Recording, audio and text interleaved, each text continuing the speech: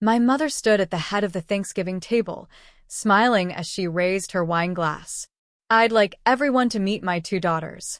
Emily is a respected surgeon. Everyone applauded. Then she looked at me. And this is Sarah. She cleans houses for a living. Around here, we just call her the maid. 14 people laughed. My father laughed. My sister laughed. Even my brother-in-law looked away instead of saying anything. I smiled, waited for the room to become quiet, then said 12 words that wiped every smile off their faces. By dessert, nobody wanted to look at me anymore. I never imagined the worst moment of my life would begin with a wine glass and a smile. Every Thanksgiving, my parents hosted dinner for the entire family. Aunts, uncles, cousins, family, friends. If you shared our last name or knew someone who did, you were probably sitting around that table. This year there were 14 guests, not counting my parents, my older sister Emily, and me. The house smelled like roasted turkey, cinnamon, and fresh bread. Everyone laughed over old family stories while I moved between the kitchen and dining room, refilling drinks, carrying serving dishes, and making sure everything was ready. I didn't mind helping. Honestly, I never had. What hurt wasn't the work.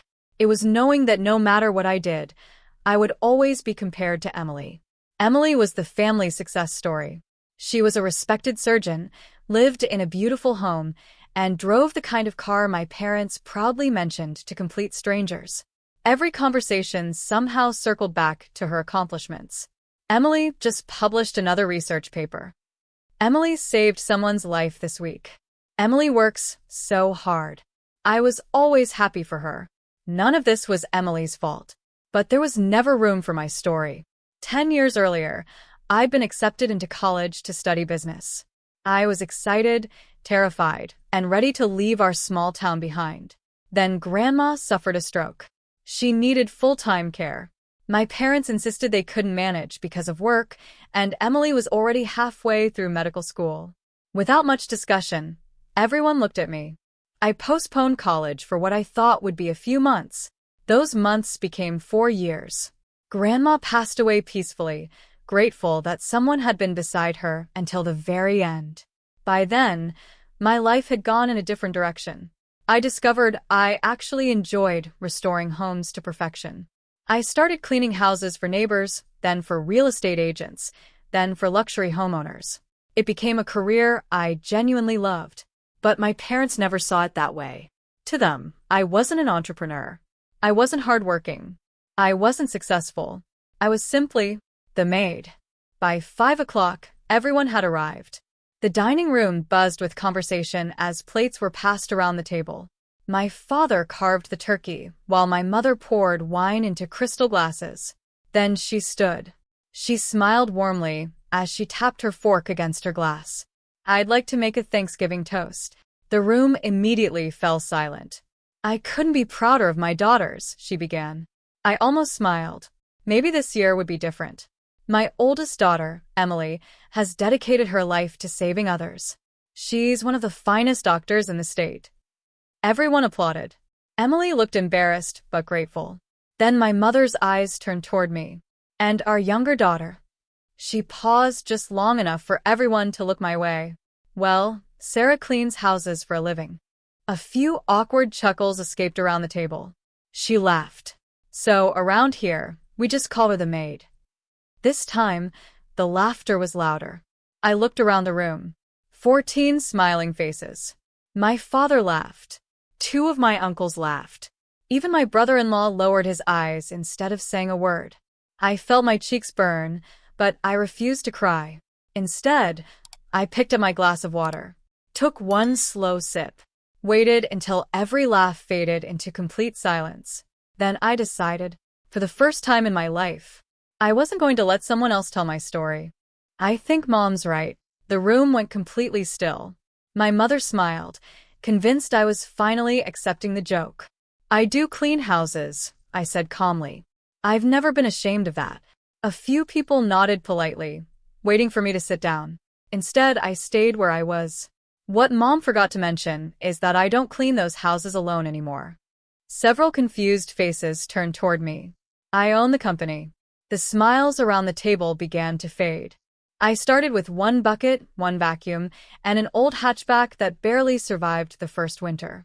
I cleaned every house myself because I couldn't afford employees. I glanced around the room. No investors. No family loans. No shortcuts. My first client recommended me to another family. Then another. A realtor hired me. Property managers started calling. Before long, I had more work than I could handle. I smiled softly. So I hired someone. Then another. And another. Today, 32 people work for my company. The silence became heavier. We clean luxury homes, medical offices, and corporate buildings across 3 counties. I looked at my mother. I don't carry a mop every day anymore. Most days I'm meeting clients, training managers, reviewing contracts, and making payroll. Nobody laughed now. My aunt slowly lowered her fork. My youngest cousin stared at me with wide eyes. I love what I do, I continued, because every person who works with me earns an honest paycheck. I paused. Every full-time employee receives health insurance. My uncle blinked. They get paid vacations. Another pause. We've helped 6 employees buy their first homes. I wasn't bragging. I was simply telling the truth. I've always believed that success isn't measured by what's written on a business card. It's measured by how many lives you improve. Across the table, Emily quietly set down her glass. She looked at me as though she were seeing me for the first time. Then I said something that changed the entire room. Mom also forgot to mention something else. I turned toward the relatives who had laughed only moments earlier. The mortgage on my parents' house almost went into foreclosure 4 years ago. Every head turned toward my parents. I paid the overdue balance. Neither of them spoke. When Dad needed surgery that insurance didn't fully cover, I looked at my father. I wrote the check. His expression froze. When their air conditioner failed during the hottest week of summer, I replaced it. When they wanted to renovate the kitchen, I paid for that too. The room had become painfully quiet. I never asked for credit. I never expected applause. They're my parents. I wanted to help. I folded my hands in front of me. But it's amazing. I smiled sadly. They've accepted my money for years, while pretending to be embarrassed by the work that earned it. My mother suddenly pushed back her chair. Sarah. Her voice was sharp. That's enough. I met her eyes without raising mine. Actually, there was still one truth nobody at that table knew. And once I said it, Thanksgiving would never be the same again. I looked around the table one last time. 14 faces. Not one person spoke. My mother's voice was still firm, but I could hear the panic underneath it. Sarah, she repeated. You've made your point. I shook my head gently. No, Mom. I haven't. I reached into my purse and pulled out a folded envelope. I actually brought this tonight before any of this happened. Everyone watched as I placed it beside my plate.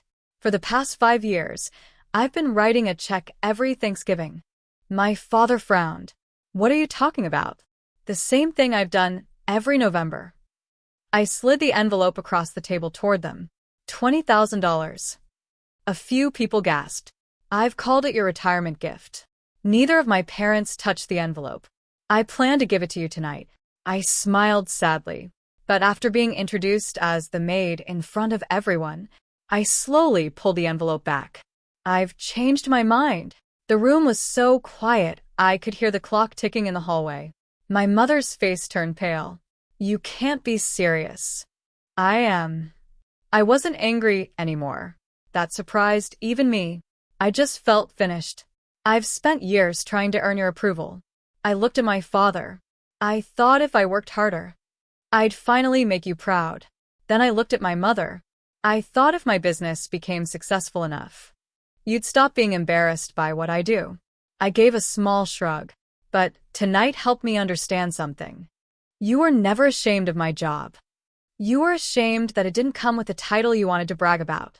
Nobody argued, because nobody could. Across the table, Emily quietly stood. She walked over until she was beside my chair. Then, to everyone's surprise, she placed a hand on my shoulder. I'm sorry. I looked up at her. I should have said something. She swallowed. I've known Mom makes these comments. I kept telling myself she didn't mean them. She looked at her parents. But she did. Our mother opened her mouth to defend herself. Emily gently interrupted. No, Mom. Not this time. My aunt slowly shook her head. I had no idea. Another uncle nodded. We only knew what your parents told us. They always made it sound like you were struggling. I smiled politely. I wasn't struggling. I was just too busy building a life to advertise it. My father finally found his voice. So that's it? You're walking away from your family? I met his eyes. No. I'm walking away from being treated like I'm less than everyone else. There's a difference. I stood and picked up my coat. I truly hope you all enjoy Thanksgiving. I meant it. Then I looked at my parents one final time. I love you. But starting today, I'm choosing to respect myself just as much. Without another word, I walked to the front door. Nobody tried to stop me. Months passed. My company continued to grow. We opened another office. Several of my employees earned promotions they had worked incredibly hard for. The following Thanksgiving, I wasn't sitting in a dining room where I felt invisible. Instead, I hosted dinner for my employees, close friends, and the people who had supported one another all year. We laughed, shared stories, and no one cared what title anyone had, only who they were. Sometimes people ask if I regret leaving that dinner early. I always give the same answer. No.